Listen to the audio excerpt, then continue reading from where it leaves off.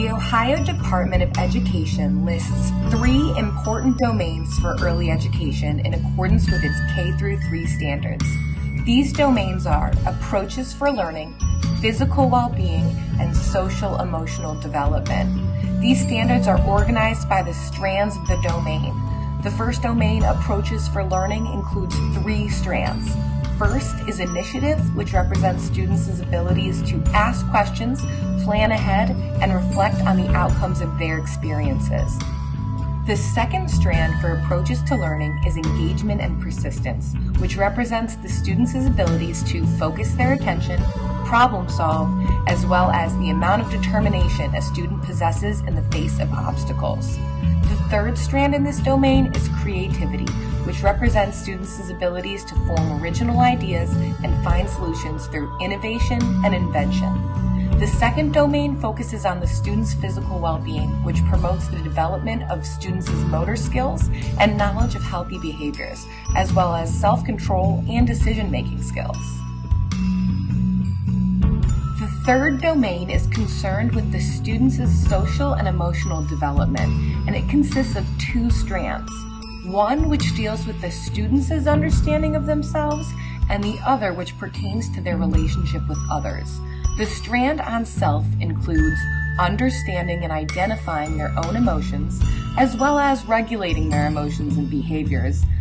The second strand of relationships focuses on the student's ability to establish relationships with both adults and peers. Therefore, the goal of early childhood education is to provide a student with all these foundational skills.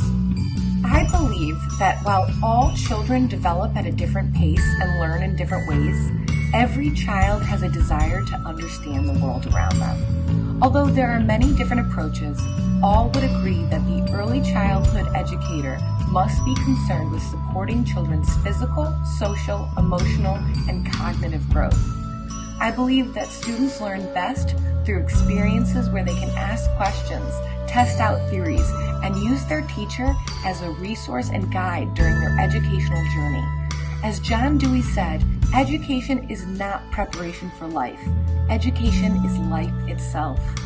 I believe progressive education best helps children discover their passions and dreams, explore their relationships and the connections they have to others and the larger world, and develop a love of learning that continues beyond school. I agree with John Dewey, who strongly advocated the primary need for transmission of education through effective communication. With these goals and beliefs, my ideal classroom would include learning centers for small group instruction as well as individual learning opportunities, and manipulatives for students to learn through trial and error and experimentation. These promote active learning through experiences. There should also be centers for cooperative learning. These centers foster cognitive and social-emotional skills as students learn how to work with others, how to take turns and manage their emotions while learning to deal with the emotions of others. Similarly, there needs to be an area for whole group instruction, where students learn how to be a member of a larger group, how to sit and listen to others' ideas and share their own in turn. Dewey believed in the importance of the application of skills to practical life situations. Therefore, it would be very important to have access to a kitchen where students could make food, and an outdoor classroom or garden space to plant seeds.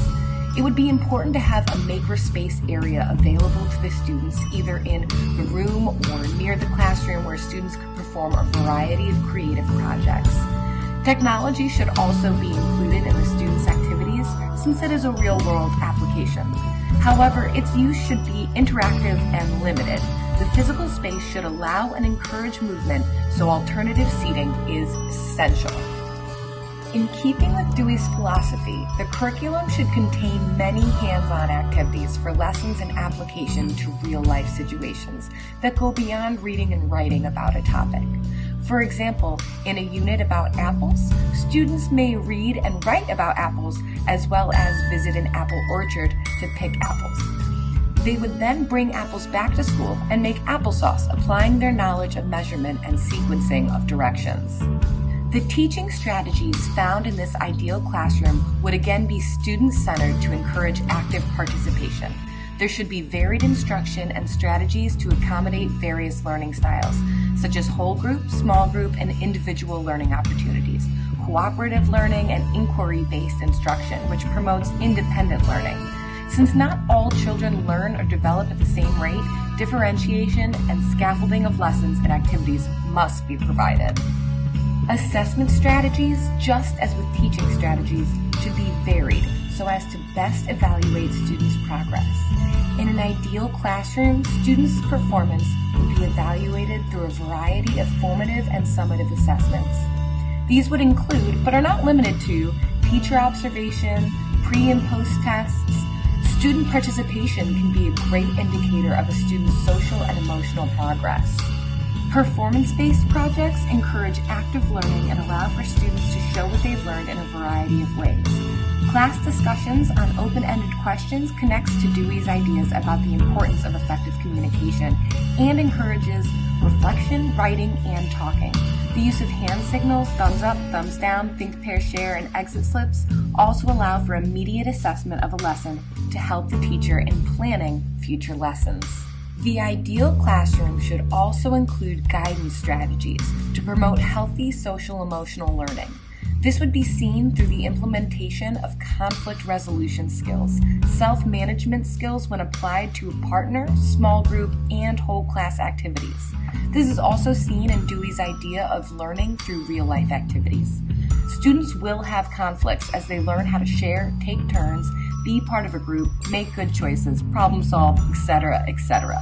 The focus is to help the students to increase self-awareness, social awareness, relationship skills, and responsible decision-making. Developmentally appropriate practice is essential in an ideal classroom. To effectively apply DAP in teaching and making decisions about children's learning, a teacher should have a strong knowledge and understanding of child development, know the individual children, know the cultural and social expectations of the community, be intentional in planning and practice, use effective teaching approaches and practices, scaffold learning, use a variety of teaching methods, recognize that approaches will vary and change, and be a lifelong learner. It is understood that no person or classroom can be ideal every minute of every day. However, it is essential to have ideals and to identify them as specifically as you can, so that you have a clear idea of your goal and can more effectively implement various strategies to enable the teacher and the students to achieve to the best of their abilities. Today is Monday, November 25th.